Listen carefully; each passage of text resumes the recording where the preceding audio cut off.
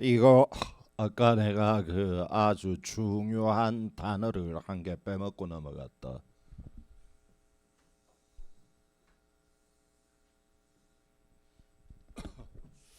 예, 이걸 현재 이제 이 환음을 이 사람이 정이 어 얘가 환음을 소지하고 있다가 A에게 가가지고 이거 정말로 A님이 돈을 주실 생각이 있나요? 인수를 해줄 건가요? 라고 물어보는 행위를 뭐라고 할까? 예, 요거 까먹지 말라. 빨간 밑줄 꺼두고.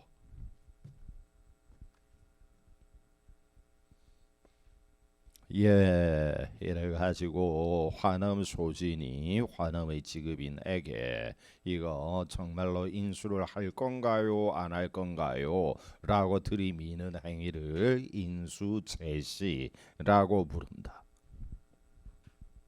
예, 이럴 때 이제 A가 어떤 반응을 보일까? 둘 중 하나지. 예, 내가 과거에 갑에게 빚진 게 있기 때문에 인수를 하죠.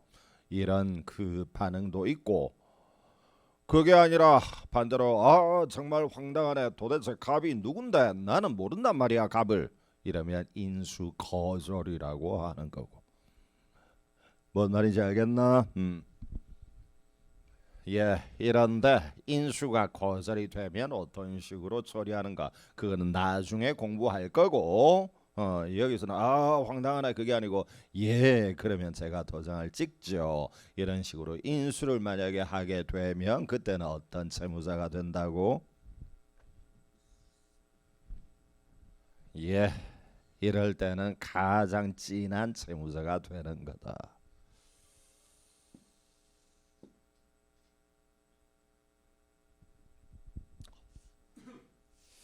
예, 이제 그 다음에 공부를 할 것이 어음을 지금 우리가 저 보고 있는 것은 어음수표에 관해서 이제 어떤 식으로 발행을 하는가.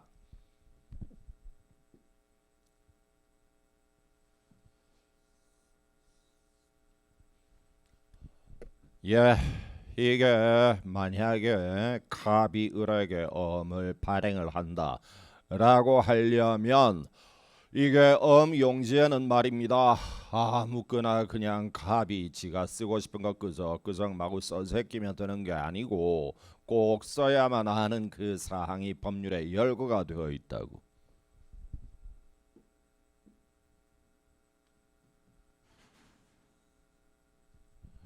예, 이럴 때 어떤 걸 꼭 써야만 한다. 그것을 어음의 필요적 기재 사항이라고 부르기도 하고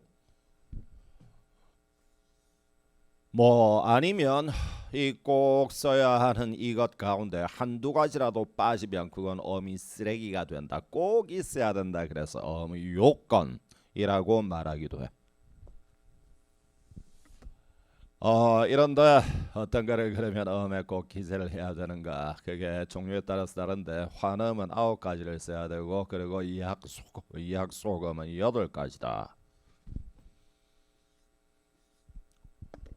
이걸 9가지를 머리 글자를 따가지고 외우는 이런 답답한 사람들이 있는데 그런 거 외우는 거 아니야. 그냥 9가지가 있다. 그리고 어떤 게 9가지인지는 공부를 하다가 보면 저절로 알게 되는 거지. 머리 글자 따는 거 아니야. 이런데 중요한 건 뭘 외우는가 하며 외우는 것도 아니지. 환음에는 꼭 써야 하지만 약속음에는 빠지는 게 한 가지가 있다는 거잖아. 9가지에서 8가지 줄어드는 것. 뭐가 빠지는 걸까? A가 빠지는 것이 A라는 밑으로 땡땡땡 해서 있는 A라는 지급인이 약속음에는 없지. 예, 그게 당연한 거고 그 다음에 환음에는 꼭 써야 되는 게 9가지인데 그런데 수표는 7가지라. 이거는 정말로 중요하다. 두 가지가 빠진다는 건데 만기가 빠지고요. 그리고 또 빠지는 게 수주인이 빠져요.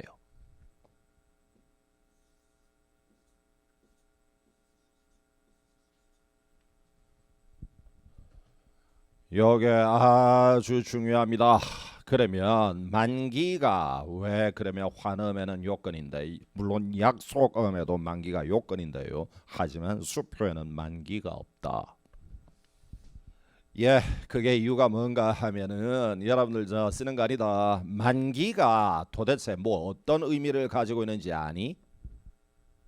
만약에 오늘 날짜가 4월 1일인데 4월 1일 날 갑이 을에게 엄을 발행을 해. 그러면서 여기에 갑이 만기 땡땡 6월 5일 이런 식으로 썼다. 오늘 날짜는 4월 1일인데 의미가 뭐야? 을림 제가 지금 당장 가구 대금 500만 원을 현금으로 드려야 그게 예의에 맞는 동작이겠지만 정말로 미안한데 제가 지금 현금이 없다. 현금이 없기 때문에 6월 5일 날은 뭔 일이 있더라도 꼭 그 어음에 썼던 500만 원을 꼭 을림에게 드릴 걸 꼭 약속합니다. 이거 한 번만 더. 만기의 의미가 뭐야? 미안하지만 을림 오늘 4월 1일 날 돈이 없기 때문에 6월 5일까지 약 2개월 미뤄 달라라는 뜻입니다. 만기의 개념이 뭐라고? 유예의 개념입니다. 알겠냐? 아니면 다른 말로 6월 5일까지 을림이 나를 믿고 기다려 달라, 신용을 제공해 달라라는 의미입니다. 이런데 엄은 말입니다. 신용증권이고 유예증권입니다. 이러니까 엄에는 만기 땡땡 6월 5일 이런 걸 쓰는 건데 비교할게. 엄과 달리 수표는 신용증권 또는 유예증권이 아닙니다. 뭐 말이지 느낌 오니? 수표는 갑이 을에게 발행을 할 때 지금 바로 A은행 당좌 예금 계좌에 돈이 있어야 되잖아. 알겠지? 이거는 을림 미안하지만 6월 5일까지는 A은행 당좌 예금 계좌에 돈을 집어넣어 놓을 테니 6월 5일까지는 제발 기다려 주세요. 그게 아니고 수표는 찍는 순간 바로 은행의 그 계좌에 돈이 있어야 돼. 아무 때나 가세요. 미리 입금 끝나 있어요. 아무 때나 가면 바로 돈이 인출이 됩니다. 이렇게 찍어야 한단 말이야. 알겠나? 요거를 뭐라고 표현하는가 하면 이게 참 이제 여러분은 영어가 빠를 거야. 수표는 일람출급 증권이다.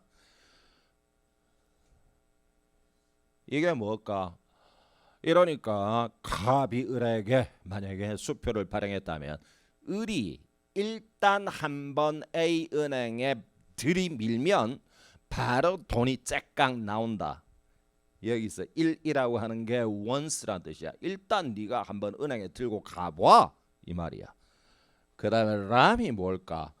람이라고 하는 거 우리가 알지? 열람하다 혹은 야구 경기를 관람하다. 람은 본다는 뜻이란 말이야. 이러니까 을이라는 그 소진이 A은행에게 수표 용지를 뷰를 시켜주면 A은행은 바로 갑의 당좌예금 계좌에서 바로 돈을 꺼내 가지고 지급을 해준다. 그게 출급이야. 아이고 힘들어라. 그자 남조선 말이 왜 이래 어렵냐. 일람출급이 뭐라고? 현재 수표를 소지한 사람이 은행에 일단 들이밀고 보여주면 바로 은행에서는 돈을 줄 것이다. 그거를 외계어로 수표는 일람출급 증권이다. 알겠냐?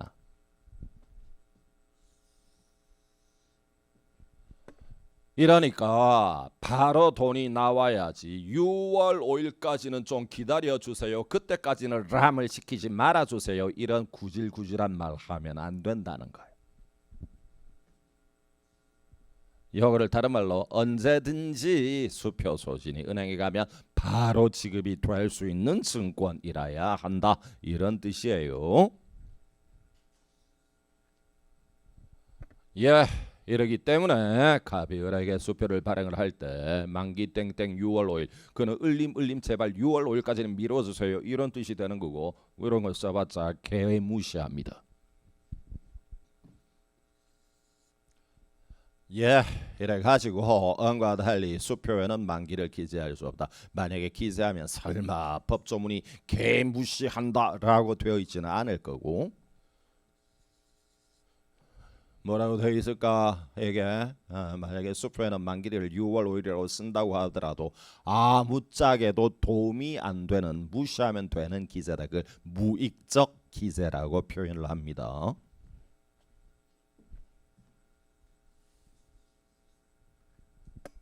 예, 요 아래쪽에 딱 한 줄인데 그게 그 조문 박스예요. 읽으세요. 수표법 28조. 예, 빨리 읽.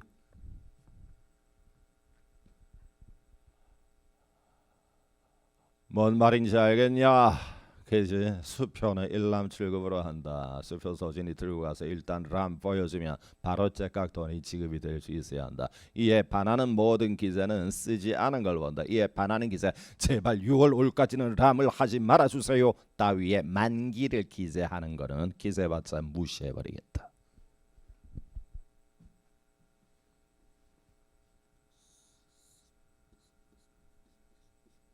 이게 뭐를 의미한다고? 이게 바로 만기를 말하는 거예요.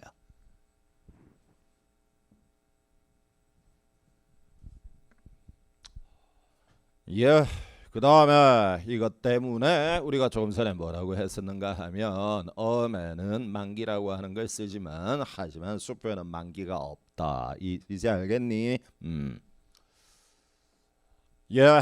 그 다음에 이제 또 한 가지가 엄에서는 갑이 을에게 엄을 발행을 한다 그러면 갑을 발행인이라 부르고 을을 수주인이라고 부르잖아요.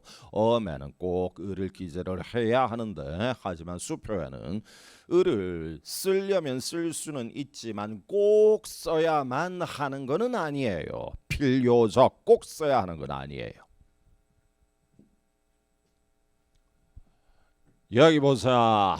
뭔가 하면 을이라고 하는 이 사람을 어떤 식으로 기재를 하는지 거기에 따라서 네 가지 그림이 나오는데 갑이 만약에 을에게 수표를 발행을 한다 그럴 때 을의 이름을 이런 식으로 똑부러지게 쓰는 경우도 있어요. 이런데 똑부러지게 쓰지 않고 을을 써야 되는 란을 이걸 공란으로 아무것도 쓰지 않고 비워놓는 수도 있다고요. 이걸 쓰지 않는다 이러니까 이름이 쉽군요. 쓰지 않는 수표 무기명식 수표라고 그래요. 그 다음에 여기에 을이라고 사람의 이름을 쓰는 것이 아니고 소지인이라고 쓰는 거예요. 뜻이 뭘까요? 이걸 누가 소지하고 있든 아무 소지인이든 A은행 당신은 소진에게만 지급하면 된다라는 식으로 누가 들고 있든 이런 뜻이에요. 알겠니? 요거를 뭐라고 할까? 누가 들고 있든 소지한 사람한테 무조건 지급을 하면 되는 수표 이런 말이야. 예, 그 다음에 맨 아래쪽에 이거는 뭘까요? 이거는 원래는 갑이 을에게 원래는 찍으려고 을의 이름을 원래 기재를 이제 다 해놓고 있다가 마음이 바뀐 거야. 을에게 발행하려고 했다가 아니 을이 아니고 임꺽정에게 발행을 해야지라고 마음이 바뀌면 원래는 이러면 되거든. 이걸 두 줄로 그어버리면 돼. 두 줄로 긋고 밑에 임꺽정이라고 이렇게 써놓으면 되거든. 이런데 이게 시장에서 시장이라고 해도 되지 인쇄소 하는 사람들하고 평소에 잘 아는 사람이 많이 있거든.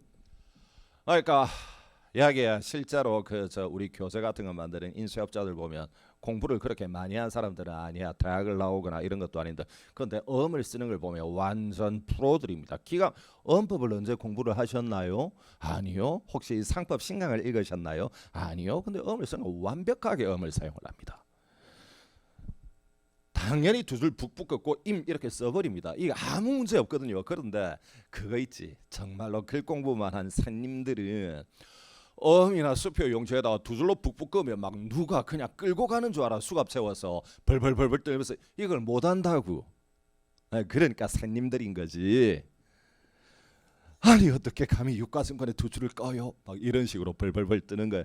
그러니까 을이라고 썼다가 임꺽정 또는 임꺽정이 홍길동으로 또 바뀔지도 모르겠고 그러면 을 뒤에다가 말을 바꾸는 거 있잖아. 을 또는 을뿐만 아니라 누구겠지만 그 다른 소진이라고 글자를 끼워 넣는 거야.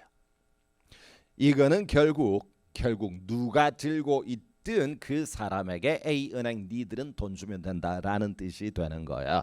요게 이름이 조금 길다. 어떤 수표라고 부를까? 지명했다가 사람 이름을 일단 한번 이렇게 찍었다가 그 뒤에 소진 출급식으로 바꿔버렸다 이런 뜻이야. 알겠냐? 여기에 여러분들은 이 아래쪽에 요 세 가지 수표는 이거는 수취인을 확정적으로 기재를 안 한 거지. 그지? 이래도 아무 문제가 없다. 알겠냐? 한 번 더. 엄의 경우에는 누구를 확정적으로 기재해야 한다? 수취인을. 하지만 수표는 눈 감아. 엄과 달리 어떤 식이나 어떤 식으로 발행하더라도 유효한 수표이다. 수의사 무기명식 혹은 소진 출급식 혹은 지명 소진 출급식. 뭐 말인지 알았나? 이래가지고 이런 식의 한마디로 수표는 을을 확정적으로 기재 안 해도 된다. 요거를 뭐라고 부르는가 하면 여기 읽어.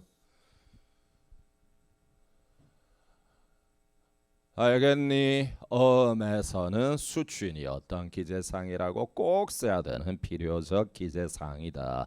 그러나 엄과 달리 수표의 경우에는 꼭 을을 확정적으로 기재해야만 하는 필요적 기재는 아니고 만약에 을을 기재를 했다면 기재한 그대로 효력은 인정을 해줄게. 그걸 어떤 기재라고 표현을 한다? 유익적 기재라고 표현을 한다. 쓰면 쓴 대로 인정은 해준다 이런 뜻입니다.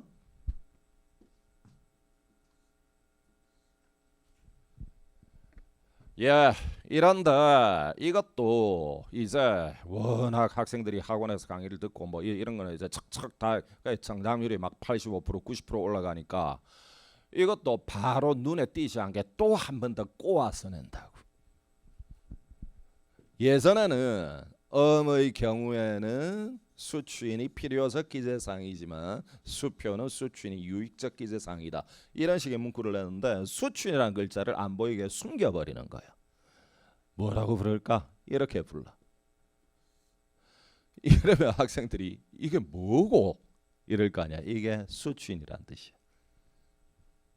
알겠냐? 빨리 읽어. 빨간 밑줄.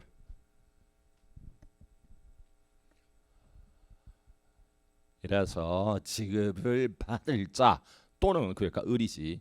을이 또다시 병을 지시할 수도 있잖아. 병에게 배사할 수도 있잖아. 그래서 한마디로 이 을이라는 수취인을 이렇게 빨간 밑줄과 같이 길게 표현할 수도 있다.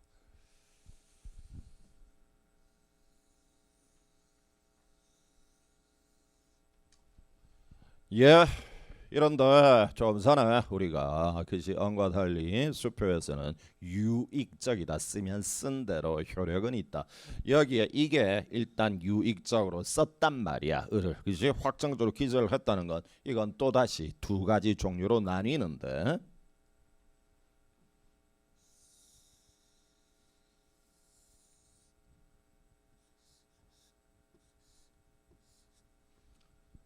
예.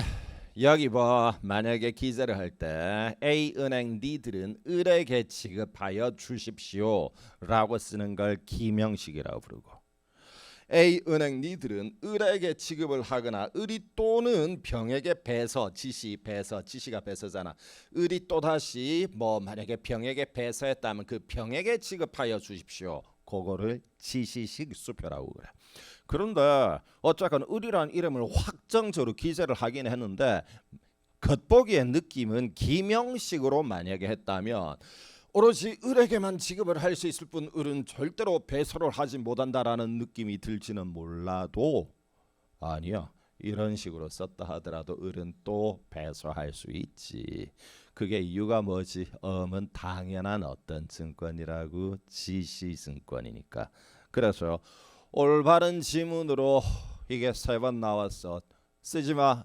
엄은 혹은 수표는 기명식으로 발행된 경우에도 또다시 배설할 수 있다. 올바른 문장이다. 뭐라고? 시작.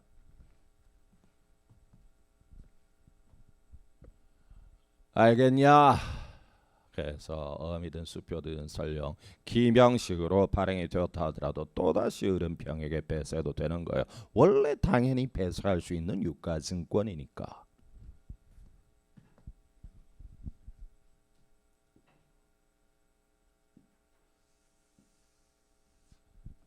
예, 이거 내가 일부러 페이지 넘겼다. 니들은 이런 느낌 슬슬 들지 몰라. 해보이 뭐 개뿔도 아니네. 쉽네. 이러는 순간 망가지는 거야. 계속해서 아주 겸손하게 외울 거 외우고 자꾸 튼튼하게 그 발밑을 단단하게 다지고 올라가야지. 이게 발바닥 밑이 흐물흐물하면 얼마 쌓지도 못하고 무너져 버려.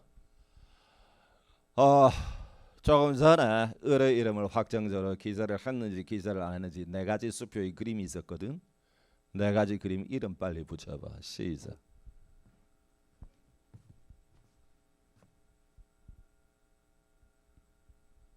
이런데 두 번째, 세 번째, 네 번째 수표의 이름을 똑바로 기억을 하겠나? 그 다음에 첫 번째 을의 이름을 확정적으로 기재한 것도 또 이름이 두 개가 있어. 첫 번째 그림도. 그까지 이름 5종 띄워봐. 시작.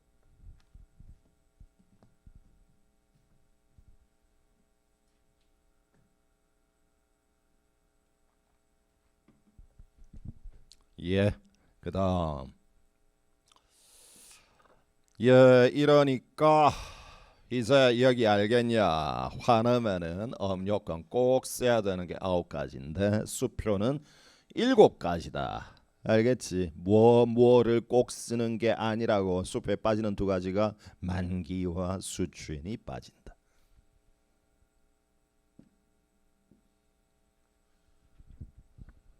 예. 그 다음에 이제 어미든 혹은 수표든 7가지 또는 8가지 또는 9가지 꼭 써야만 할 걸 모두 다 빼곡하게 다 구비를 했다면 그게 완전 무결한 어미고 수표일 거고. 7, 8, 9가지를 모두 다 기재했다. 그러면 뭐 문제를 낼 게 없지. 잘한 거야. 그냥 쓰담 이러면 되는 건데 문제는 7, 8, 9가지 가운데 한두 가지라도 만약에 빼먹었다면 어떤 식으로 처리가 될까? 그거는 아닌 거예요. 수표가 아닌 거야. 어미든 혹은 수표든 7, 8, 9가지 가운데 한 가지라도 빠지면 그것은 의 효력이 없다. 그것은 어미나 수표는 엄격한 땡땡 증권이기 때문이다.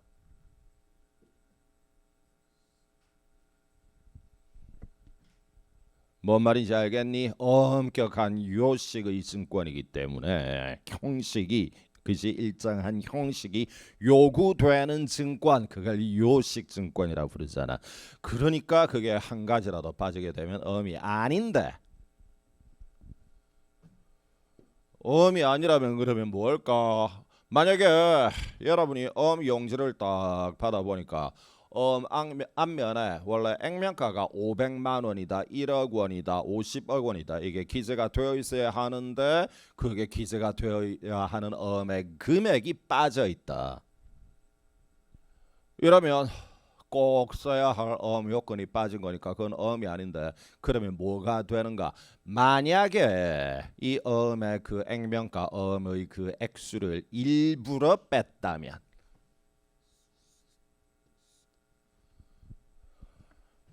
이거 뭐지? 그야말로 삼류 소설에 많이 나오는 거지. 이거 네가 쓰고 싶은 액수만큼 써봐. 이러고 주는 거. 깡패 그지 조직폭력배 보스가 그 2인자 3인자에게 네가 써놓고 싶은 값 써라. 그게 꿈에도 그리던 뭐다? 알고 있지? 들어본 적 있나? 100점이라고 부르는. 이거는 쓰레기가 아니죠. 이때 그 깡패 조직의 2인자가 감사합니다 큰형님 그리고 여기에 벌벌벌벌 뜨면서 한 5억 써도 되겠습니까? 뭐 이렇게 쓰면 쓴 대로 그대로 효력이 인정이 되는 거거든. 알겠는가? 이걸 뭐라고 불러? 아직까지 덜 만들어진 어미다. 그렇게 부르는 미완성. 이런데 그게 아니고 이 그 용지에 의 금액이든 뭐든 7, 8, 9가지 중에 한 가지든 두 가지든 그 모르고 깜빡 실수로 빠뜨렸다. 그러면 그건 쓰레기 조각입니다.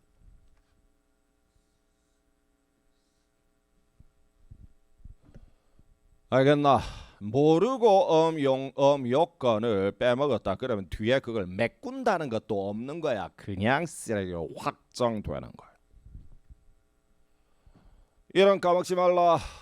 일부러 뺀 걸 뭐라 부르기도 하고 뭐라 부르기도 한다고. 일부러 뺀 걸 미완성어 혹은 백지음. 모르고 깜빡 실수로 빠뜨린 거는 불완전음으로 그거는 쓰레기다. 메꾸는 게 없단 말이야.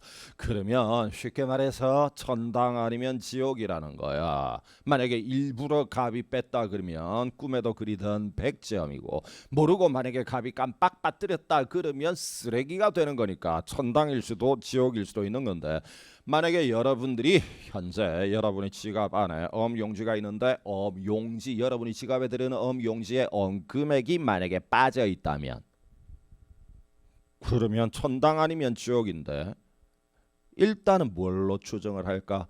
좋은 걸로 추정을 한다. 대법원의 판례입니다. 읽어. 도대체 갑이 일부러 뺀 걸까? 깜빡 실수로 모르고 빠뜨린 걸까? 어떻게 구별을 하지? 갑의 머릿속을 뇌수술 해부를 하듯이 알아볼 수는 없는 거고, 어떻게 일단 빠졌다면 천당으로 추정을 한다. 알겠냐? 그러면 이때 증명은 누구 해야 돼? 항상 추정이란 말이 나오면 이 추정 규정 때문에 불리해지는 사람이 증명을 하는 거잖아. 누가 증명을 한다고? 갑이 증명을 해. 아닙니다, 판사님. 이거는 제가 일부러 뭐 빼먹은 게 아니고 깜빡 그때 정신이 없어서 실수로 빠뜨렸으니까 이건 쓰레기입니다. 그거를 갑이 증명해야 한다.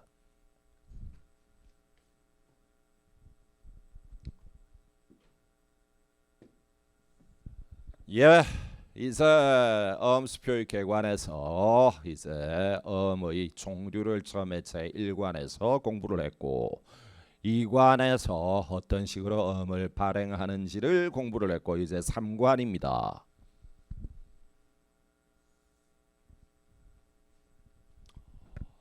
예, 요거는 말입니다. 음의 앞면과 뒷면이 어떤 모양으로 만들어져 있는지 구경을 하는 부분이에요.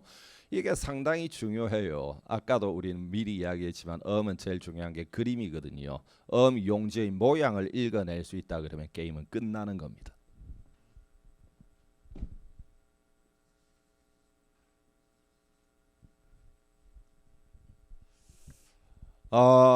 이게 음의 앞면은 가로로 보고, 그 다음에 뒤로 돌리면 뒷면은 세로로 세워서 본다.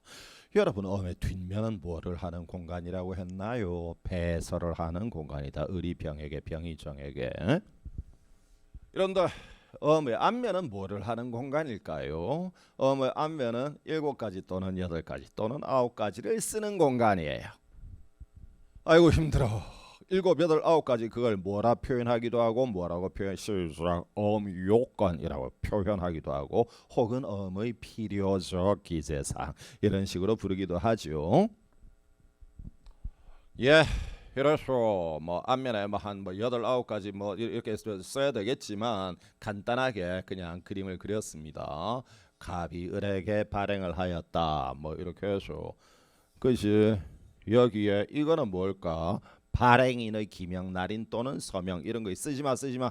요게 바로 글자로 하자면 발행인의 기명, 날인 또는 서명일 거고, 요거는 누구의 이름을 기재해야 된다? 수취인의 이름을 기재하는 것도 어음에서는 필요적 기재사항이고, 물론 수표는 아니지만.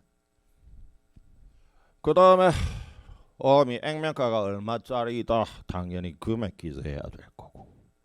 그 다음에 그지, 이게 물론 수표에서는 기재 안 하는 거지만 어음에서는 뭐를 기재를 해야 되죠? 만기를 기재를 해야 할 거고, 뭐 이런 식으로 만들어져 있다. 예, 이제 어음의 뒷면은 뭐를 할까? 뒷면은 배설을 하는데, 을이 병에게 배설을 한다 그럴 때 요게 바로 도장 찍는다는 이야기지. 요것도 도장이야. 이게 이제 여러분들 암기를 하는 게 아니야. 직관적으로 그림으로 게임이 끝나. 을이 병에게 배설을 한다 그럴 때는 3가지를 쓰게 됩니다. 첫째, 을이 기명날인 또는 서명을 할 거고, 그 다음에 누구에게 배서한다라는 그 배서받는 피배서인 이름을 쓸 거고, 그 다음에 중간에 있는 이거는 뭘까? 실제로는 이 화살표일 리가 없지. 그지? 국어로 한글로 쓰는 건데 이 엄을 아무개에게 배서하여 양도합니다라고 글자로 이렇게 나와 있는 걸 일일이 그 글자를 쓸 수가 없으니까 강의 노트에 화살표로 한 거야. 그거를 이제 배서 문구라고 부르거든요. 예, 이래 가지고 이걸 이런 거를 글자로 암기를 하기 시작하면 어법이 그야말로 악몽이 되는 거야. 그지? 그래서 배서의 3요소는 의리도장을 찍고 그리고 화살표하고 병의 이름을 쓰고 이럴 거 아니야. 요거를 이제 말로 바꾸면 돼. 시작. 배서의 3요소 시작. 배서인의 김형날인 또는 서명. 배서 문구. 마지막에 피배서인의 기재.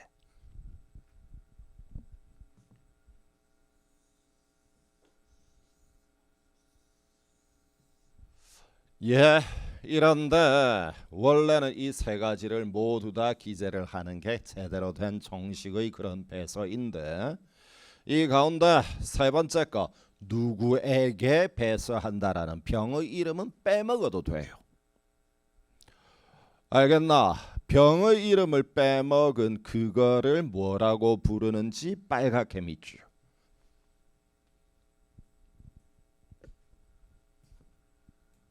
알겠니? 누구에게라는 그 부분을 그냥 공란으로 비워놔도 아무 상관이 없다.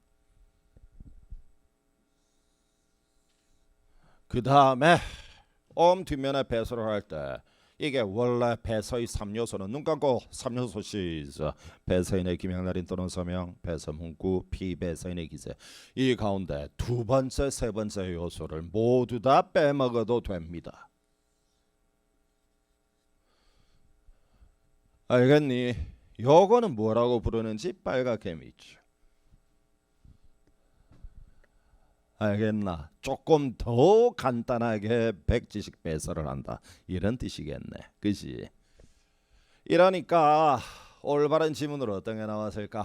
원래 배서에는 세 가지 요소가 있어야 되겠지만 뭐만 있다면 배서로 효력이 있다. 시작. 배서인의 김형날인 또는 서명만 있다면 배서로 효력이 있어요.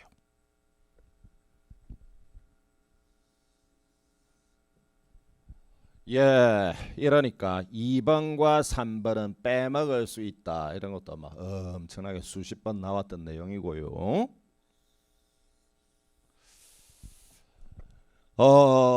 이제 그러면 앞면과 뒷면의 모양은 대략 이제 공부를 했는데 현재 이 엄을 들고 있는 사람은 정입니다. 이 정에 대해서 좀 알아봅시다.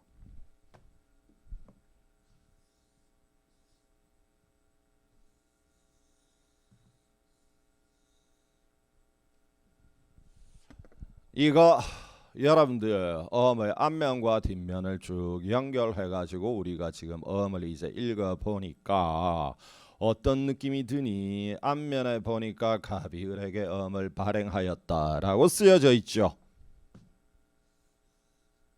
그 다음에 어음의 뒷면을 보니까 갑에게서 발행을 받았던 을이 병에게 어음을 배서하였다. 그 다음에 이게 뒷면은 말입니다. 실제로는 저 4개의 배서란으로 쪼개져 있어요. 제1배서, 제2배서 쓰지 마라. 이런 식으로 이제 4번을 배서를 할 수 있는 용지가 칸이 잘라져 있고요.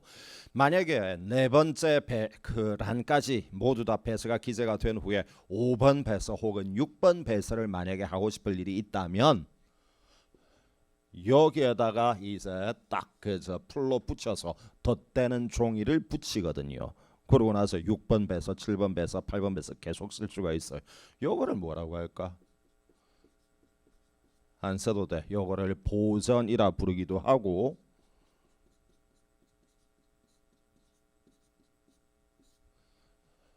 뭐 말인지 알겠지? 덧대는 용지 이 말이야. 이거는 니들은 진짜 죽다 깨어나도 모르게 돼. 이게 원래 페이퍼란 뜻이야. 전이 한자로. 근데 이제는 대륙에 있는 사람들도 이 글자를 쓰지를 않더라고. 그러니까 우리나라에서 법률 용어로만 남아 있고.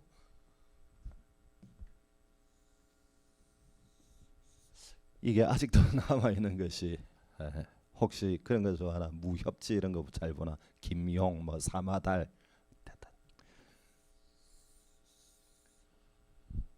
예, 어쨌건 그런 거예요. 덧대는 종이, 그거를 뭐라 부르기도 하고 뭐라 부르기도 한다. 시작. 보전 혹은 보충지라고 부릅니다.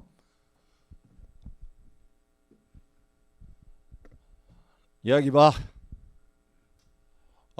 이게 현재 정의음을 소지를 하고 있는데 앞면은 가비을에게 발행했고 뒷면은 수취인 의리병에게 배서했고 그 다음에 두 번째 배서란을 보니까 1배서란 2배서란을 보니까 병이 또다시 정에게 배사했다 이렇게 쓰여져 있거든.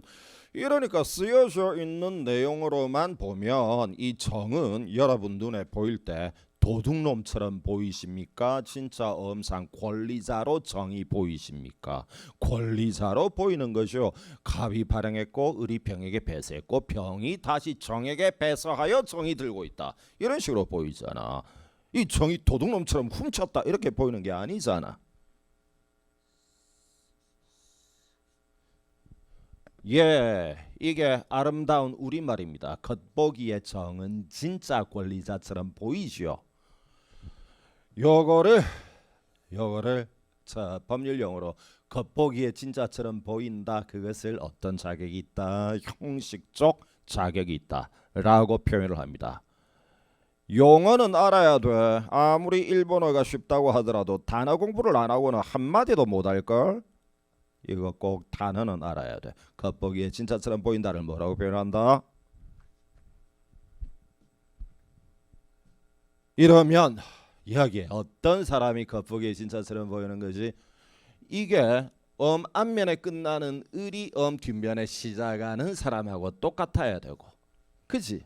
그리고 이게 제1배서에 끝나는 사람이 제2배서에 시작하는 사람하고 똑같아야 되고, 그리고 마지막 배서에 쓰여져 있는 사람하고 소진이 똑같아야 되고, 이러면 쭉쭉 이어지는 거잖아.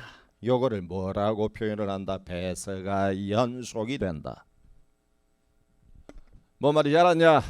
그러면 이게 똑같은 말이야. 배서가 연속이 된다. 그게 바로 정에게 형식적 자격이 있다. 이런 뜻이야. 겉보기에 정은 진짜처럼 보이는 거야. 이러면 요거를 또 출제자들은 어떤 식으로 하는가 하면 쓰지 마라 얘들아 제발. 여기에 정이 갑에게 가가지고 언금을 달라라고 청구를 하는데 갑은 당연히 지급을 해야 되는 거지. 엄을 지가 찍었으니까. 이런데 문제는 겉보기에 배서는 쭉 연속이 되어 있기는 한데, 그런데 정이 입은 옷이 냄새나고 구멍나고 더럽고 찢어진 옷을 입고 노숙자도 입지 않을 그 정도의 옷을 입고 액면 금액이 5억 원짜리 용지를 이런 더러운 옷을 입은 정이 갑에게 와서 들고 와서 돈을 달라 그러니까, 이럴 때 갑은 너 이거 도둑질한 거지 이렇게 나올 거란 말이야. 여러분이 그러면 정의 입장에서 똑부러지게 시작. 뭐가 연속이 되어 있다면 나는 뭘로 추정된다. 그러므로 누가 뭐를 증명하지 못하면 언금을 지급. 시작. 배서가 연속이 되어 있다면 나 정은 엄상 권리자로 추정된다. 뒷부분은 니들이야. 그러므로 누가 뭐를 증명하지 못하면 뭐를 지급해야 한다. 채무자인 갑이 현재 소진정이 도둑놈이라는 것을 갑이 증명을 못하면 언금을 지급해야 된다. 뭐 말인지 알았냐? 이거를 뭐라고 표현하기도 할까? 이 정은 추정력이 있다라고 표현을 하기도 한다.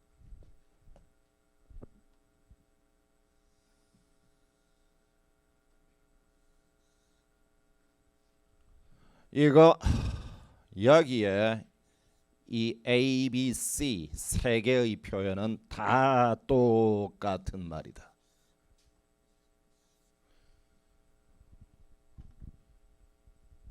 뭐 말인지 알았냐? 현재 서진정이 도둑놈으로 여러분 그렇게 여러분 눈에 비치지는 않죠. 선량한 시민이 제대로 엄을 넘겨받은 걸로 겉보기에 보이시지요. 눈 감아 겉보기에 진짜처럼 보인다. 세 가지 똑같은 말 시작.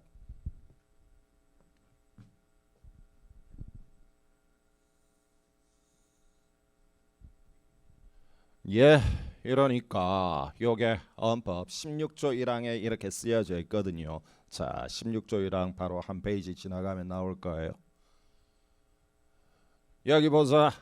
엄을 현재 점유하고 있는 사람이 정인데 이 정이 엄 앞면에 갑이 을에게 엄 뒷면 제1배세 을이 병에게 제2배세 병이 정에게 이렇게 쭉쭉 배서 연속이 되어 있는 상태라면 이 정을 도둑놈이 아니고 제대로 된 소진으로 뭐 한다고 추정한다. 알았냐? 얘들아, 니들은 말이야. 그런데 아직까지 혁풍쌤처럼 인생을 오래 산 것도 아니고 엄을 제대로 만져본 적도 없지. 기계적으로 여기에 보이면 뭐하고 연결이 되어야 올바른 지문이라고 이런 걸 빨리빨리 찍어내야 된다.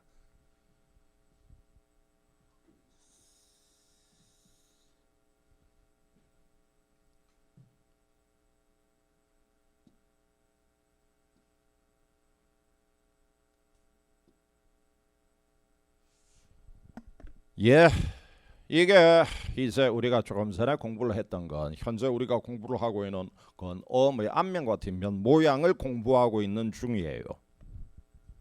모양을 공부를 하다가 보니까 현재 소진정이 배서 연속이 있다. 겉보기에는 진짜처럼 보인다. 그거는 이제 깨달았어요. 이런데 이 정이 겉보기에는 권리자로 보이지만 겉보기가 아니고 정말로 얘가 권리자라고 단정할 수는 없어요. 어떤 경우가 있을까요? 정이 엄소진병에게 가가지고 권총을 들이대고 야, 너 병놈아, 나 정에게 빨리 배소해, 안 하면 쏘겠다. 이러면 병이 덜덜덜덜 떨면서 이렇게 병이 도장을 찍고 화살표처럼 이렇게 할 수도 있겠지요. 이럴 때는 겉보기에는 뭐가 연속이 되죠? 배서 연속이지만 정은 권리자가 아니고 강도잖아요. 알겠니? 이럴 때는 겉보기에는 진짜처럼 보이지만 실제로는 진짜가 아닌 거예요.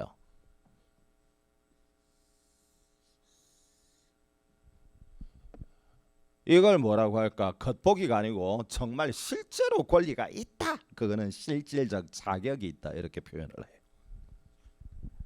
이런데 이 두 가지의 자격은 꼭 일치하는 건 아니다. 겉보기에는 진짜처럼 보이더라도 실제로는 강도일 수도 있다. 알겠냐?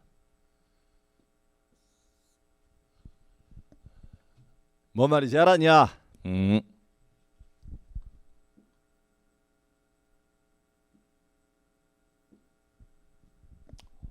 예, 그 다음에 이제 그러면 문제를 조금 풀이를 해보자. 나고 여기에 과연 이제 여러분이 언법 꽤 공부했지. 무려 2교시 분량이나 공부했잖아. 엄청나게 공부를 하셨지. 엄을 좀 읽어낼 능력이 있는지 확인 한번 하겠다.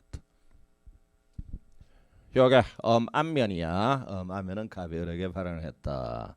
그런데 뒷면에 을이 도장을 찍고 그리고 화살표 하고 병의 이름을 쓰지 않고 공란으로 블랭크를 했네.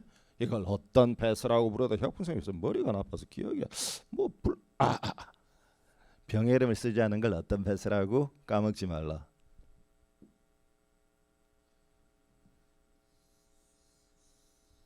이랬는데 여기에는 원래는 실제로 병의 이름을 써야 되는데 그 병의 이름을 일부러 쓰지 않고 공란으로 백지식 배설을 했다.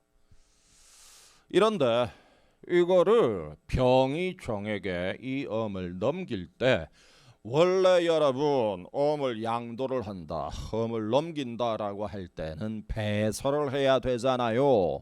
그런데 여기에 병은 전혀 배설을 하지 않고 전혀 이 엄에 잉크 한 방울 묻히지 않고 병은 정에게 훌러덩 엄만 건네버린 거예요. 잉크 한 방울도 안 묻히고 아무것도 안 하고 훌러덩 넘기다. 그걸 네 글자로 뭐라고 표현할까? 단순히 교부했다. 단순 교부를 했다. 자, 그러면 여기에 이제 이 음을 현재 소지하고 있는 사람은 정이에요, 그죠? 내가 질문 들어갑니다. 이 정은 여러분이 볼 때 겉보기에 진짜처럼 보이십니까? 즉 배서연속이 있나요? OX.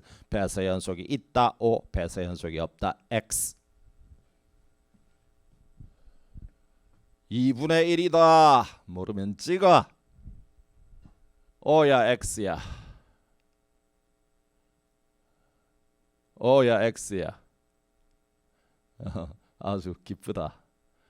예전에 코로나 때 마이크 쓰고 있을 때는 OX 해봐. 그러면 입술이 안 보였는데 이제 다 보이니까 오답을 하는 모양이 그대로 보이는군. 오야. 참 2분의 1 더럽게 안 맞자. 그자. 이거 배서연속 있어. 여기 봐. 어째 이래 2분의 1이 안 맞을까? 도대체 나는 대학을 어떻게 갔을까? 그렇지? 그때 5분의 1의 확률을 막 이렇게 찍어서 정답을 맞추고 그랬는데 2분의 1도 안 돼요. 이게. 여기 봐. 뭔가 하면 이 소진이 현재 정이 들고 있단 말이야. 그래서 쓰지 마. 정이 가백에 가서 언금 청구를 해. 그러니까 채무자 갑이 자 잠깐 앞면 뒷면 내가 확인 좀 하겠습니다. 내가 볼 때 현재 소진 당신 정은 도둑처럼 보이시는군요. 그래서 예? 뭐라고요? 왜 제가 도둑처럼 보이십니까? 자 한번 볼까요? 앞면은 갑이 을에게 발행했다. 그런데요. 뒷면은 을이 그래서 내가 분명히 김혁봉 선생님한테 수업을 들었는데 앞면에서 끝나는 사람하고 뒷면에 시작하는 사람은 똑같아야 한다. 뭐 여기까지는 똑같은데 마지막에 쓰여져 있는 사람과 소진 당신이 똑같아야 되는데 마지막에는 괄호인데 당신이 괄호냐 뭐 이런 이야기를 하면 뭔 말인지 알겠나? 그러면 정은 갑을 조롱하면 되는 거야. 뭐라고? 내가 괄호냐고? LA 무식한 놈아. 자 여기 써주마 라고 이 빈 공란에다가 자기 이름 정이라고 써넣어버리면 되거든. 이러면 앞면은 을로 끝나고 뒷면은 을로 시작해서 똑같고 마지막에 끝나는 건 정이고 현재 소진도 정이잖아. 그러면 갑이 이제는 도둑처럼 안 보이는군 이렇게 되는 거란 말이야. 알겠냐? 뭔가 하면 여기에 있는 이 오른쪽 부분 있잖아. 왼쪽에는 도장이 찍어져야 되는 거야. 그런데 오른쪽에는 김영날인 또는 서명 도장을 찍는 게 아니고 누가 어떤 이름이든 써넣으면 되는 거야. 여기 정이라고 써버리면 되는 거라고. 이걸 안 썼다고 해서 당신 정은 도둑처럼 보이는군. 그래? 그럼 쓸게. 이제는 진짜처럼 보이는군. 이러면 조롱당하는 거란 말이야. 알겠니? 조금 전에 오답했던 친구들을 내가 조롱했다는 뜻은 절대 아니야. 기분 나빠하지 마. 알았냐? 그 다음에 이제 2번 문제 보자. 앞면은 똑같다. 갑이 을에게 발행을 했어. 그런데 뒷면을 보니까 을이 누군가의 이름을 공란으로 해서 어떤 배설을 했다? 백지식 배설을 했어. 그런데 제1배서가 백지식인데 제2배서가 병이 정에게 배설을 했다라는 그 3요소를 다 갖춘 정식의 배서가 지금 이루어져 있거든. 이제 질문합니다. 현재 소진 정은 배서 연속이 있다 O, 없다 X, OX. O입니다. 여기에 이 정이 갑에게 지급 제시를 했더니 갑이 내가 보니까 당신은 또 도둑처럼 보이는군. 아니 또 왜 또? 그게 내가 김혁봉 쌤한테 강의를 들었는데 앞면이 끝나는 건 을이고 뒷면이 을로 시작하는 것까지는 좋아. 그런데 제1배서가 끝나는 사람과 제2배서 시작하는 사람이 똑같아야 되는데 병이 괄호냐 이건 다른 거니까 뭐 이따위로 나오면 그러면 정이 뭐라고 할까? 예따 바보 같은 놈. 이러면 되냐? 써버리면 되는 거라고 정이. 알겠니? 그러면 갑이 이제는 진짜처럼 보이는군. 이러면 또 조롱을 당하는 거야. 알겠지? 이걸 쓰지 않았다고 하더라도 써넣으면 되는 거거든. 그래 써넣지 않아도 정은 이 그대로도 이 상태 그대로도 배서 연속이 있는 거야. 알겠니? 이제 세 번째 그림. 이거 현재 소진청은 배서 연속이 있다 O 없다 XC죠. 이것도 O지. 배서 연속이 있어. 여기서 소진청이 가벽에 갔더니 오늘따라 왜 자꾸 이런 사람들만 오는 거야. 그러면서 또 도둑처럼 보이는군. 그러면 정은 옛다 바보야 옛다 바보야를 2번 하면 되는 거지. 알겠니? 오른쪽 부분을 써넣으면 되는 거라고. 그러니까 이게 여기 정답이 있었구나. 모두 배서 연속이야.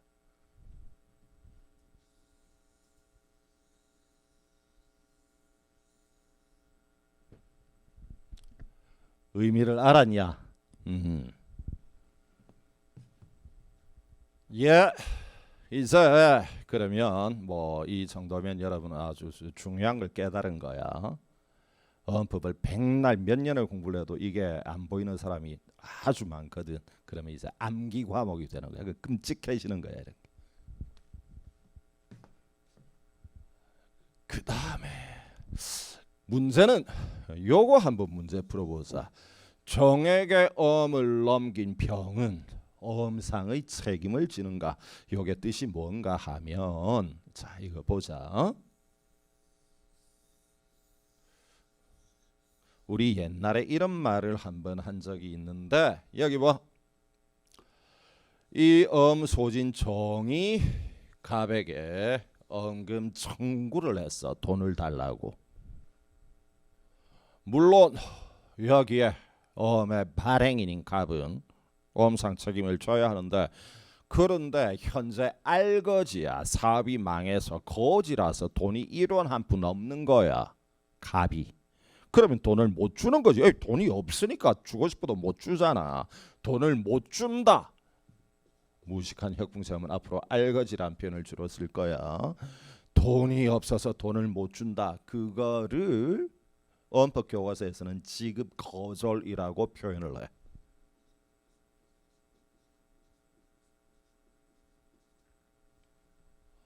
이게 알거지란 이야기야.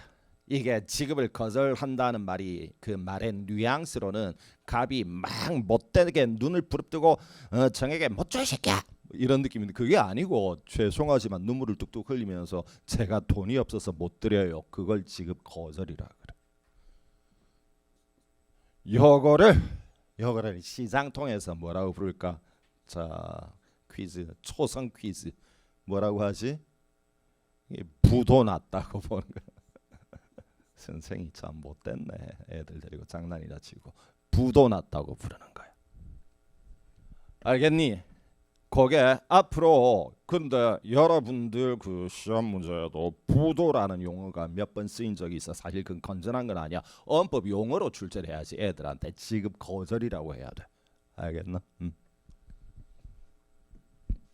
이런데 만약에 정이 갑에게 지급 제시를 했는데 갑이 알거지라서 지급을 거절했다면 그때 정은 병이나 혹은 을에게 물어달라고 할 수 있어.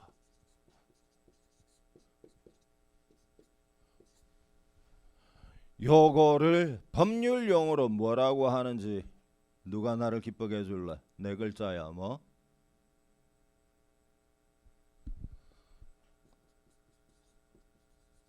예전에 이 단어를 2번 쓴 적이 있었는데 예전에 들어본 기억은 있니? 물어달라를 상환 청구라고 불러. 이거 한 번 더 이야기한다. 엄을 소지하고 있던 정이 채무자 갑에게 지급 제시를 해서 돈 달라 언금 청구를 했는데 갑이 지급을 거절을 하면 그때 정은 자기 앞에 도장을 찍은 배서인인 을이나 혹은 병에게 물어달라 네 글자 뭐 할 수 있다? 상환 청구를 할 수 있다. 아니 여기에 왜 을이나 병은 그러면 물어주는 거지? 아까 여러분들 이거 봐.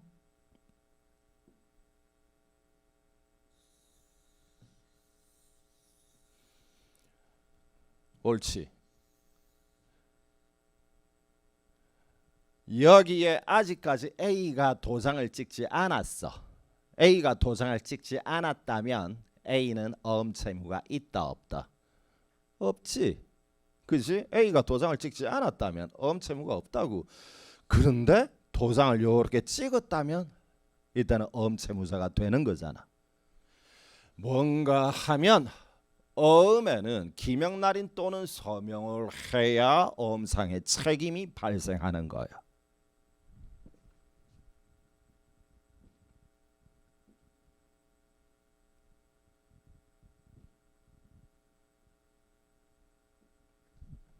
여기 이러면 을이나 병에게 물어달라라고 할 수 있다. 을이나 병은 뭐를 했기 때문에 아하 이거였구나. 을과 병은 뭐를 찍었지? 도장을 찍었잖아. 기명날인 또는 서명을 했잖아. 그러면 어음법적으로 책임을 지게 돼.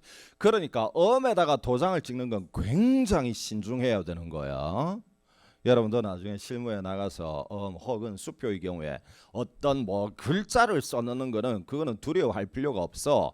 그 글자를 쓰면서 여러분이 의리고 저 병에게 넘겨준다라고 할 때 뭐 예를 들어서 여러분이 평소에 마음을 두고 있던 그 연인감이다 그러면 병아 사랑해 이런 거 써도 괜찮아. 그런 거 쓴다고 해서 누가 깜빵에 막 수갑채서 데리고 가는 거 아니야. 도장 찍으면 깜빵을 갈 수도 있어. 뭐든 마음대로 써도 돼. 근데 도장 찍을 때는 마지막으로 한 번 더 적어도 1, 2분 생각을 더 해야 되는 거예요. 여기에 을이나 병에게 물어달라고 하는 건 을이나 병이 도장을 찍었기 때문에 이들은 물어줄 의무인 상환 의무를 지는 거예요. 요 내용은 우리가 조금 있다가 굉장히 심도 있게 공부할 거니까 일단 여기에서는 요걸로 자르는 거야. 배서인이 뭐를 찍었을 때는 뭐 의무를 부담한다고? 배서인이 기명날인 또는 서명을 했을 때는 상환 의무, 물어줄 의무를 부담한다. 일단 요까지만.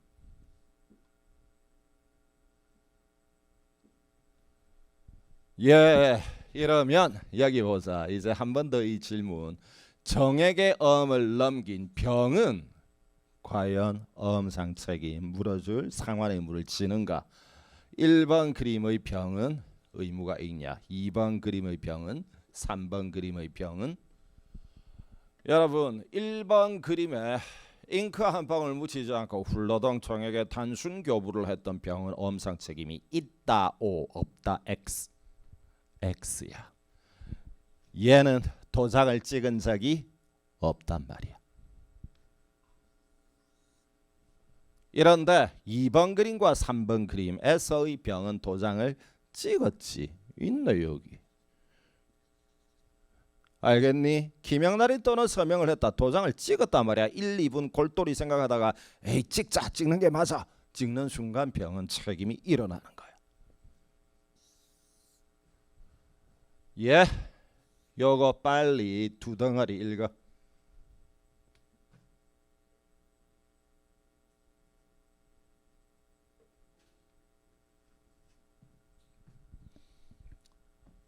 뭔 말인지 알겠냐?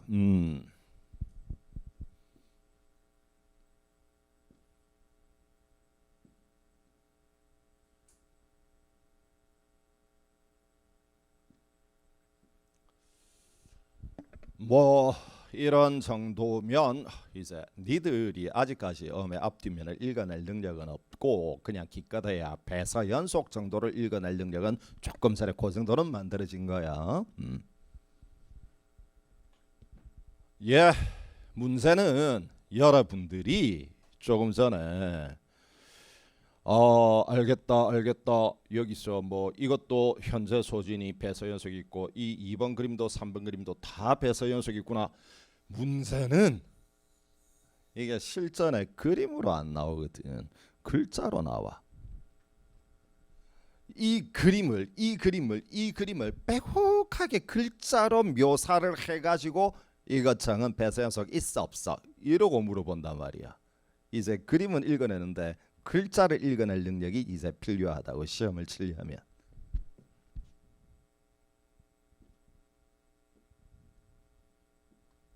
여기 보자. 자, 잘 따라와야 돼. 여기서 놓치는 사람 많아. 이럴 때는 중요한 거 뭔지 알지? 손가락에서 아무것도 들고 있지 말고 다 던져. 그리고 여기만 딱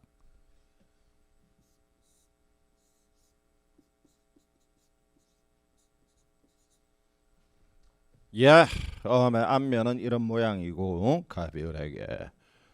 그 다음에 엄의 뒷면은 을이 도장을 찍고 공란으로. 알겠냐? 이야기에 공란으로 이제 이게 제1배수 어떤 식의 배설을 했다? 백지식의 배수. 그치? 여기에 원래 쓰려고 했던 사람은 원래는 병의 이름을 쓰려고 했는데 이 병의 이름을 쓰지 않고 그 부분을 공란으로 만들었다는 거거든. 이럴 때 이제 나오고 읽어보자. 마지막의 배설을 백지식으로 받은 소지인 병은 아래쪽에 세 가지 1호 또는 2호 또는 3호의 행위를 할 수 있다.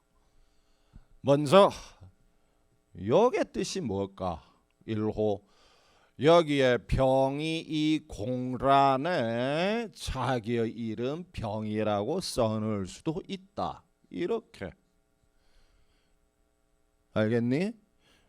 어떨 때 이걸 할까?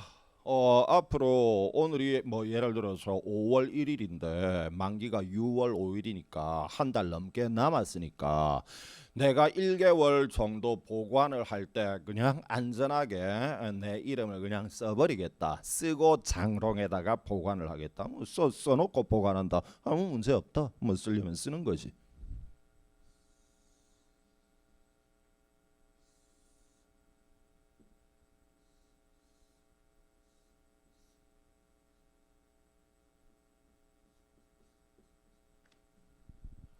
예, 그 다음에 이거를 아니야 6월 5일까지 내가 이걸 들고 있을 필요가 없지. 마침 내가 중고 노트북이 한 대 필요한데 정이 들고 있는 그 중고 노트북이 아주 저 품질도 우수하고 가격도 딱 적당하니까 이걸 정에게 이음을 넘겨주고 정의 노트북을 구입을 해야지 라고 생각을 했다면 그럴 때는 앞으로 정액에서 노트북을 구매할 거니까 정액에 그 대신에 노트북 구매 대가로 이 음을 넘길 거니까 정의 이름을 미리 써두자 라고 병이 여기에 정의 이름을 써도 아무 문제가 없어. 뭔 말인지 알겠나? 빨리 여기 동그라미 1번 읽어. 여기 1호 읽어라.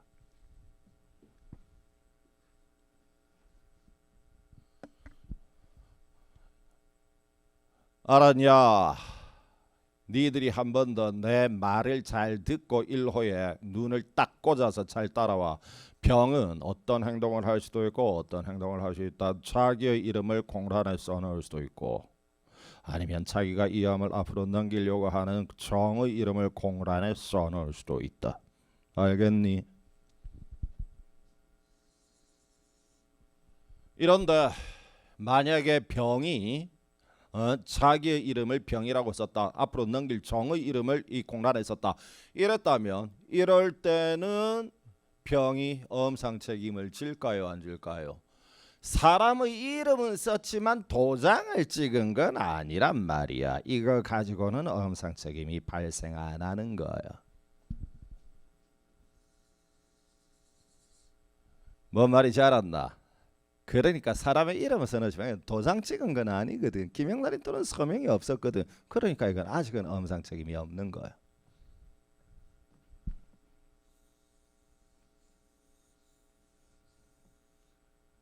예, 그 다음에 이제 두 번째 호 병은 또 어떤 행동을 할 수가 있을까? 자 여기 봐.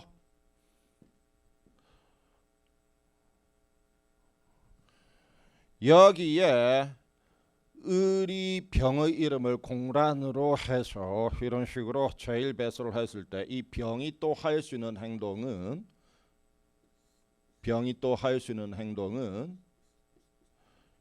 이 병은 또다시 백지식으로 배설을 할 수도 있고 또다시 배설할 때는 그 넘김을 받는 정의 이름을 써가지고 정식의 배설을 할 수도 있어. 알겠니? 이때 병은 3번 그림의 이 빨간 테두리의 행동을 할 수도 있고 2번 그림의 빨간 테두리 이런 행동을 할 수도 있어. 알겠니? 문제는 이때 이 로마자 3번 또는 로마자 2번의 행동을 병이 했다면 이때는 병은 엄상 책임이 있다 O, 책임이 없다 X. O야 X야. O지. 이유가 뭐지? 도장을 찍었거든. 알겠냐? 그러니까 책임을 지는 거야. 요거를 이 병이 이런 행동을 할 수 있다. 그거를 조문에서 뭐라고 표현을 하는지 볼까? 로마자 3번의 행동을 할 수도 있고 정의 이름을 제대로 써서 로마자 2번의 행동을 할 수도 있다. 알겠냐? 빨리 요거 2호 읽어.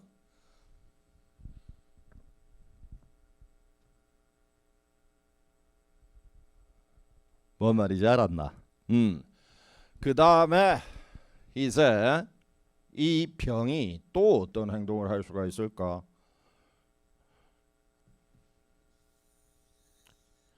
여기에 이 병이 아무것도 잉크 한 방울 음용지에 묻히지 않고 훌러덩 정에게 넘길 수도 있잖아. 그지? 로마자 3번의 행동, 2번의 행동뿐만 아니라 로마자 1번의 행동을 할 수도 있지. 병은 그거를 어법 조문에서는 뭐라고 표현을 하니? 이제 3호 읽어.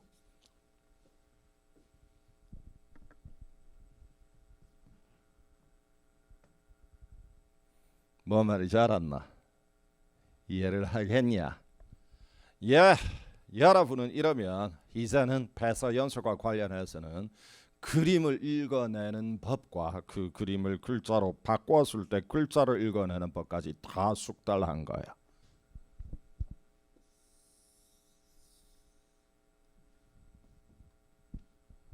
예, 그러면 마지막으로 우리가 조금 전에 그지 병이 백지씩 배설을 받은 병이 1호의 행동을 할 수도 있고 아니면 2호에 로마자 3번이나 로마자 2번의 행동을 할 수도 있고 혹은 3호에 로마자 1번의 행동을 할 수도 있다.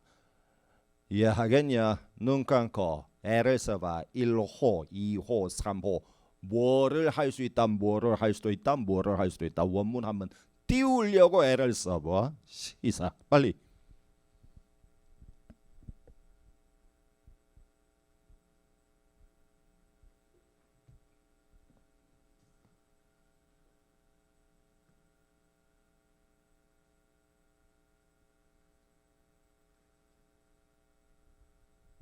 뭐 말인지 이제 조금 알겠니?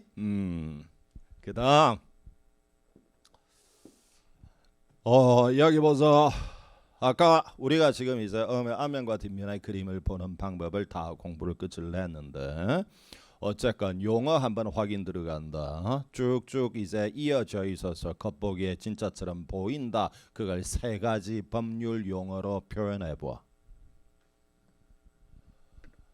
쭉쭉 이어져서 현재 소진청이 겉보기엔 진짜처럼 보인다. 시작. 어떤 자격이 있다. 형식적 자격이 있다. 혹은 배서 연속이 있다. 혹은 주장력이 있다.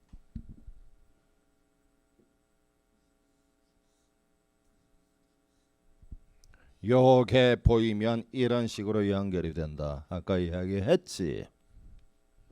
그 다음에 이거 마지막에 요 문장은 뭐야? 엄의 앞면이 갑이 을에게 발행했다. 그런데 엄의 뒷면에 을이 도장을 찍고 그리고 병의 이름을 쓰지 않고 공란으로 이렇게 백지씩 배설을 했다. 그런데 이 엄을 현재 병이 들고 있든 정이 들고 있든 홍길동이 들고 있든 누가 들고 있든 이거를 만약에 홍길동이 들고 있다. 홍길동도 배서 연속이 있는 거야. 여기에 홍길동이라고 써버리면 되는 거거든. 이제 그러면 요게 뭔 말인지 니들이 빨리 읽어.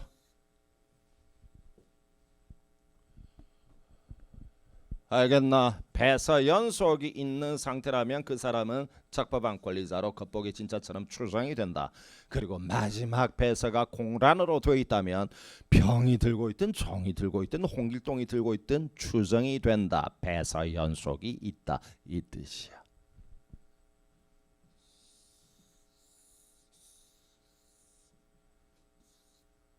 여기에 뜻이 뭐라고?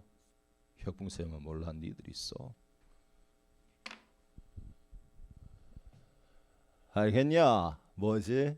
추정된다. 그리고 배서 연속 있다 이 뜻이야.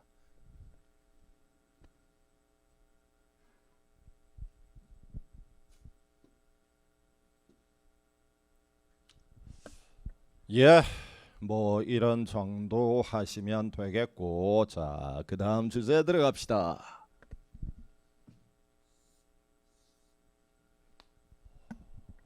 뭐 어떠니? 이제까지 못 알아먹는 말이 좀 있냐? 알아는 먹겠냐? 알아는 먹겠지. 얘가 한 번 더 내가 꼭 언법 시작하는 날 여러분에게 세게 말하는데 시건방 떨면 안 돼. 알아먹겠다라고 이렇게 느낌이 어느 순간 별거 아니네 이 생각이 좀 살짝 들지 싶네. 이러다가 조금 집중 못하면 5분 만에 따라가지 못할 정도로 혁붕쌤과 옆에 동료들은 까마득하게 앞에가 그냥 포기해야 돼. 아주 쉽게 사실 이 정도 설명은 유딩도 알아먹는 거거든. 내가 똑똑해서 알아먹는 아니야. 유딩도 알아먹는데 조금이라도 방심하면 못 따라오게 까마득하게 떨어져. 끝까지 긴장하고 계속 들어야 돼.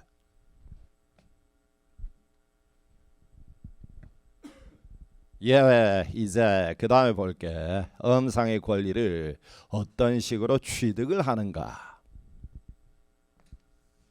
우리가 조금 전에 이제 공부를 했던 것은 음의 마지막에 소진인 정이 배서 연속이 있는가 겉보기에 진짜처럼 보이는가를 공부를 했고, 이제는 겉보기의 문제가 아니고 이 사람이 정말로 실제로 권리가 있는가, 실제로 권리를 취득을 한 사람 맞는가 아니면 도둑놈인가, 그거를 이제 따지는 거예요.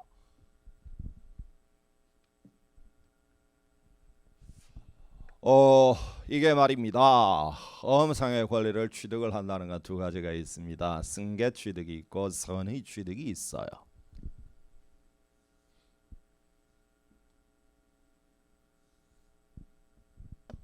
만약에 현재 음을 들고 있는 뭐 병이든 종이든 이 사람이 승계 취득도 못했고 선의 취득도 못했다 그러면 그 놈은 도둑놈인 거예요. 음상의 무권리자인 거예요.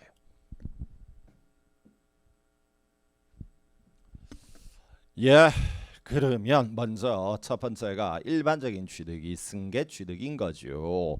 그건 어떤 건가 하면 갑이 을에게 음을 발행을 했고 을이 병에게 또 배설을 하였다. 이럴 때는 여기 봐. 원래는 을이 음상의 권리가 있었잖아. 그거를 병에게 넘겨준 거잖아. 배설을 해가지고. 이러면 병은 을이 가지고 있던 권리를 승계를 받아서 권리를 취득을 한 거지. 그렇지? 예, 그거를 당연히 승계 취득이라고 부르는데 병이 을의 권리를 승계 취득을 하기 위하여는 요건이 두 개야.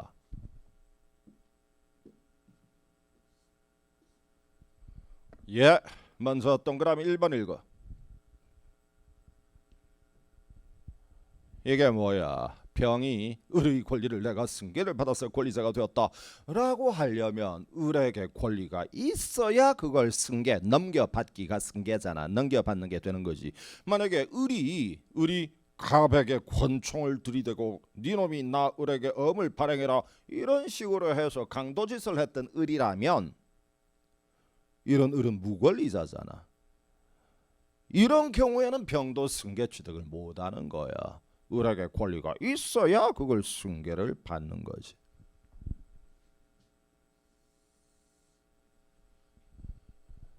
뭔 말인지 알겠나? 1번 요건 승계 취득 1번 요건 눈 감고 시작. 자신의 전자에게 음상 권리가 있었을 것. 그 다음에 2번 요건 읽어. 이번에는 거꾸로 만약에 을에게 엄상의 권리가 있다고 하더라도 병이 을에게 권총을 들이대고 강제로 배설을 시켰다면 병은 또 강도니까 승계 취득을 못하는 거잖아. 병이 강도 짓을 한 게 아니고 어떻게 넘겨받았어야 한다? 적법하게. 그래야 병은 승계 취득을 하는 거거든. 강도 짓을 권총을 이렇게 해서는 안 되는 거란 말이야.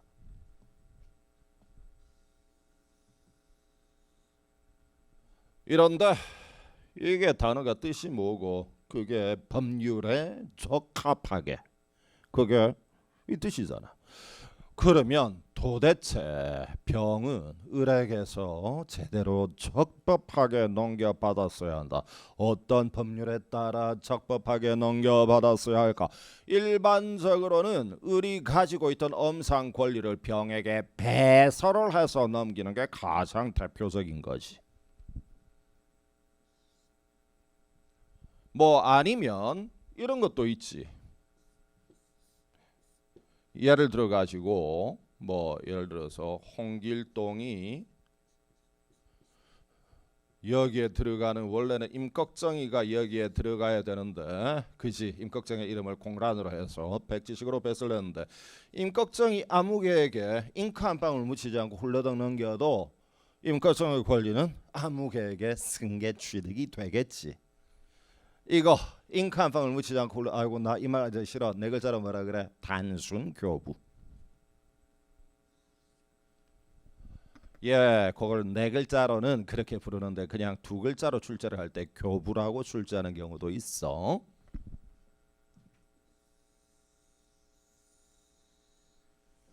예, 이런 식으로 어쨌든 을의 권리를 병이 승계를 받는다. 그게 우리가 일반적으로 많이 보는 것은 을이 병에게 배설을 한다. 혹은 마지막 배설가 백지식이 되었을 때는 훌러덩 단순 교부로 병에게 승계가 될 수도 있다. 그건 모두 다 배서든 단순 교부든 어법에 있는 거잖아. 그걸 어법적인 유통 방식 이렇게 부르고.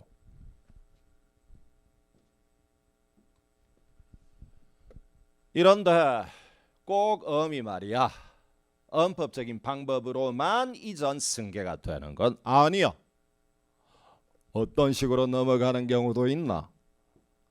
여기 볼까?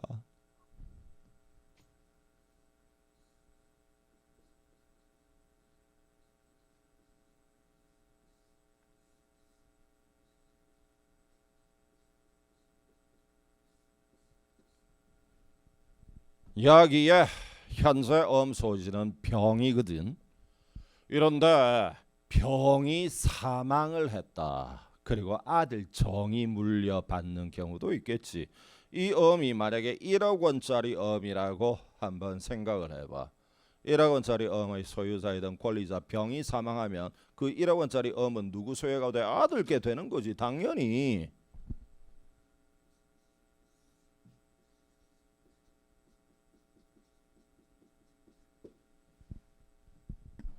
이러면 이때 아버지가 아들 정에게 마지막에 힘겨워서 사망에 임종하시기 직전에 아들아 너에게 배설을 하면 마지막 힘을 써서 이렇게 배설 안 하거든.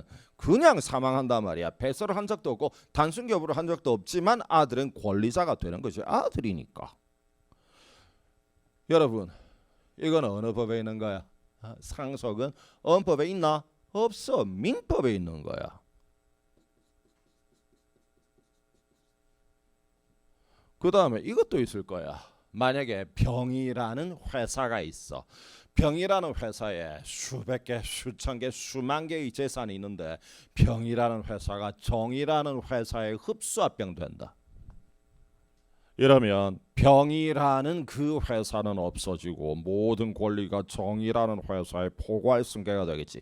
그 수만 개의 권리를 하나하나 다 이전 등기하고 인도하고 엄이라면 수백 장 수천 장의 엄용지를 하나하나 다 배설을 하진 않거든.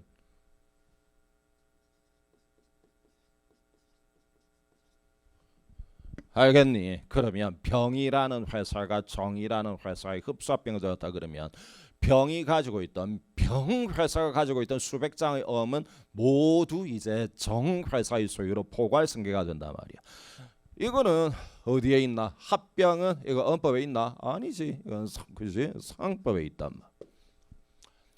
이럴 때도 당연히 정의라는 그 회사는 엄의 권리자 소유자가 되는 거지. 뭘 지금 내가 말하는 걸까? 꼭 엄상 권리가 병의 권리가 정에게 넘어간다. 그게 엄법적인 유통의 방식인 배서나 교부로만 넘어가는 건 아니야. 엄법 외의 다른 방식으로도 정에게 넘어가는 경우가 있단 말.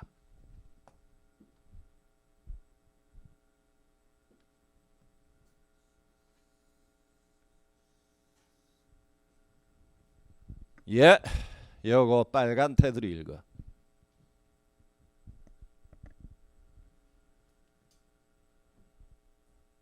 요거를 앞으로 여러분들이 이제 익숙하게 되기 전까지는 이렇게 말할 거야. 을의 권리가 병에게 넘어간다 또는 병의 권리가 정에게 넘어간다. 그래서 병이나 정이 승계 취득을 한다라고 하기 위해서는 엄적인 그런 방법으로 넘어가는 경우도 있지만 엄법적인 방법이 아닌 다른 그런 합병이나 상속과 같은 비엄법적인 방법으로도 승계 취득이 될 수 있다. 앞으로 이 말을 내가 쓸 거야. 알겠니? 그래서 요게 재작년에 나왔어. 엄법적인 유통의 방식이 아니라 하더라도 엄상 권리를 취득할 수 있다. 올바른 지문입니다. 이런데 이런 식으로 여기 한번 볼까? 아버지 병이 사망하고 아들 정이 물려받았다. 얘들아 여기 봐.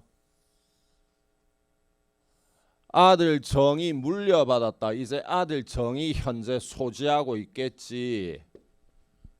여러분들 아들 정은 엄상 권리가 있다. O. 엄상 권리가 없다. X. OX. 아들 정은 엄상 권리가 있다. O. 엄상 권리가 없다. X. OX. O잖아. O. 조금 전에 엄법적인 배서나 교부가 아니라도 권리는 승계가 되는 거란 말이야. 아들이 권리자지 그러면. 알겠지? 권리가 있어. 분명히 권리는 있지만 배서 연속은 아들 정이 있어 없어? 없는 거야. 엄에 마지막에 쓰여져 있는 사람은 누가 쓰여져 있니? 병이 쓰여져 있는데 현재 소지하고 있는 사람은 병이 아니고 병은 지금 이미 사망했고 정이 소지하고 있잖아.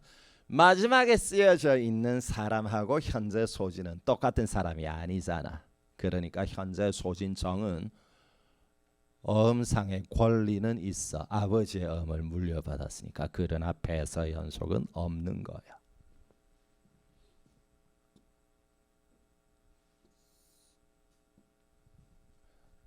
뭐라고?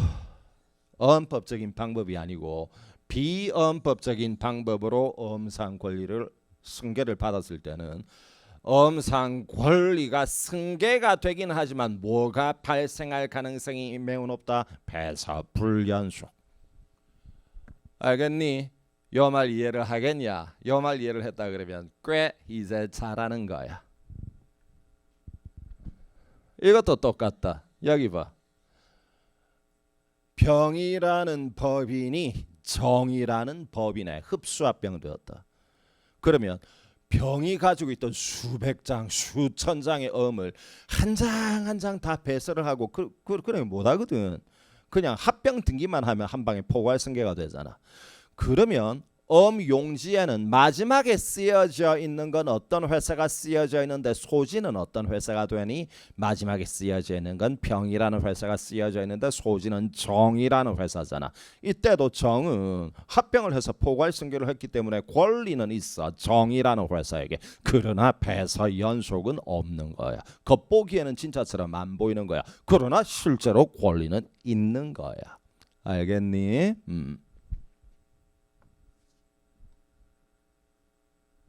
예, 여기까지. 그 다음에 바로 여기까지 딱 하려고 했는데 이 교시에 니들 표정을 보니까 이제까지 잘 따라오다가 살짝 놓치기도 하고 지금 갸웃갸웃하기도 하지. 그러면 안 돼. 지금까지 하는 거 사실 니들 기분 나쁘겠지만 초등학교 4학년이면 다 알아듣는 거야. 만약에 갸웃갸웃했다 그러면 집중력이 떨어진 거야. 딱 이까지만. 아직 요거는 내가 안 했어. 요거는 이제 3교시 할 거야. 올바른 문장 작년에도 나왔던 거 듣는 훈련한다. 어음의 뒷면에 마지막에 쓰여져 있는 건 병이다. 그런데 병이 사망하고 아들 정이 어음을 물려받았다. 상소. 이때 아들 정은 뭐는 있지만 뭐 연속은 없다. 시작. 음상의 권리는 있지만 배서의 연속은 없다. 알겠나? 아주 간단하지만 잘 이런 걸 이해를 해야 됩니다. 조금 쉬다가 하죠. 조금 말고 길게 쉬거라. 15분.